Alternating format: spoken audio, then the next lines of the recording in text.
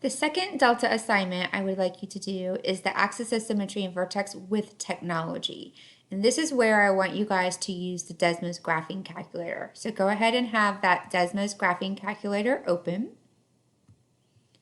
And we are going to find the equation of the axis of symmetry of the following parabola using graphing technology. So now we're going to take this equation and we are going to plug it into the graphing calculator and find the axis of symmetry. So it's y equals 3x squared plus 15. So we're going to say 3x squared plus 15. Oops.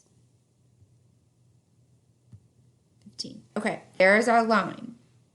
Now we are trying to find the axis of symmetry. So that's the x value. So you hover over the vertex. See, the vertex is 0, 15. The 0 is in the x spot. So the axis of symmetry is a line. So we're going to say x equals 0. You're going to type in x equals 0. Submit. Yes. And that is correct. Because remember, you're going to use a graphing calculator, and there's your point. Now, the vertex is 0, 15. When the question asks you for the vertex, because remember, it's going to ask you for either the axis of symmetry or the vertex.